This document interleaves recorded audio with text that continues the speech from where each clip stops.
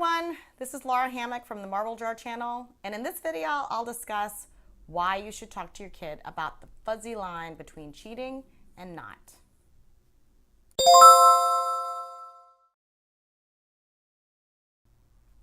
First off, I don't think your kid is cheating.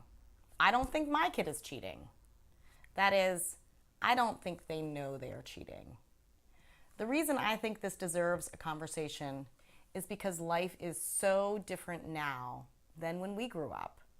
Technology makes things easier and faster, and there is an impact on our kids' perception of some basic schoolwork do's and don'ts. We assume our kids know not to lie, cheat, and steal, right? But these are not the absolutes that we would like them to be. With each, there is a range that goes from okay in some circumstances to totally unacceptable. Let's take stealing, for example. We can pretty much all agree that stealing is objectively bad. If there was a dollar bill lying on the kitchen counter in an office kitchen, most people would not take it, right? That would be stealing, right? But what about taking a Post-it note from the office?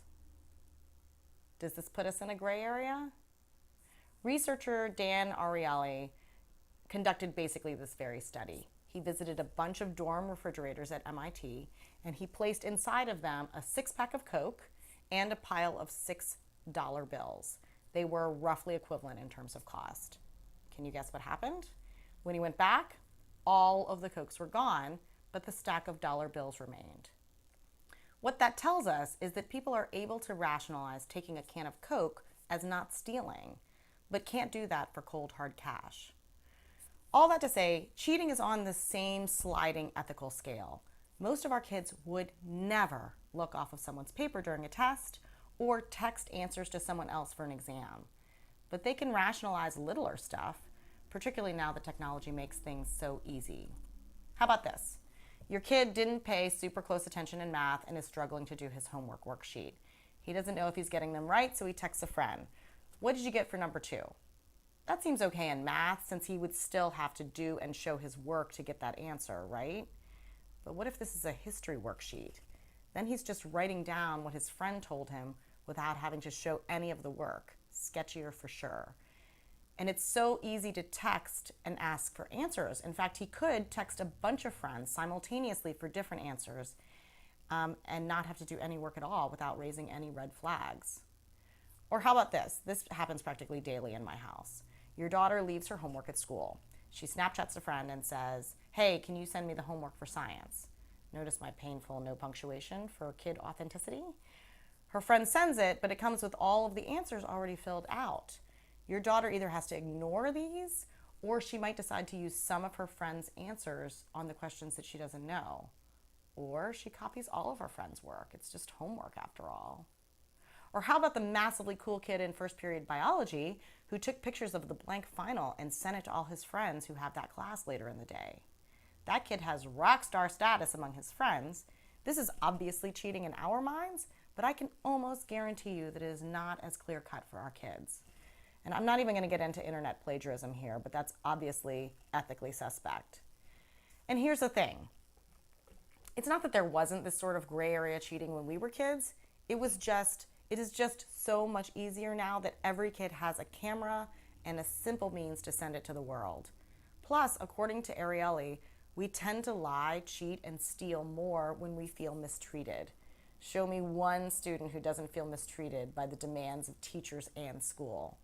That combination of temptation, ease, and resentment creates lots of gray areas and lots of rationalization. But the thing is, there isn't a gray area with teachers or the school administration. Cheating is cheating. And you can get in trouble if you are the person who gave the information or the person who copied the information.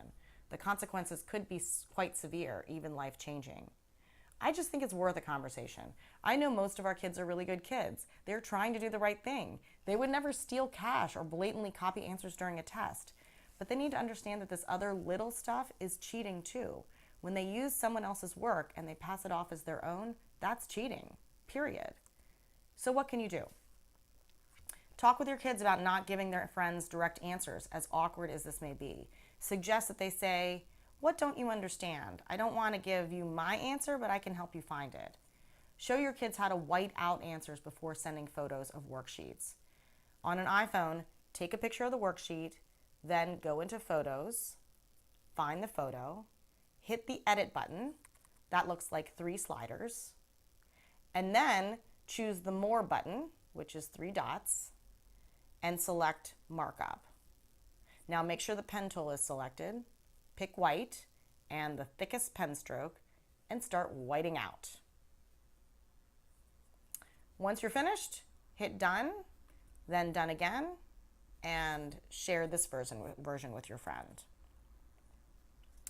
Make your kids promise not to cheat. Studies have shown that signing an honor code or writing out the 10 commandments before an exam reduces cheating. But perhaps more important is creating a culture where integrity is important. You can't help the culture at school, but having these direct conversations can set the tone at home. And while you're at it, tell them not to take someone else's Coke from the refrigerator. Leave your experiences and thoughts in the comment section, and thanks for watching.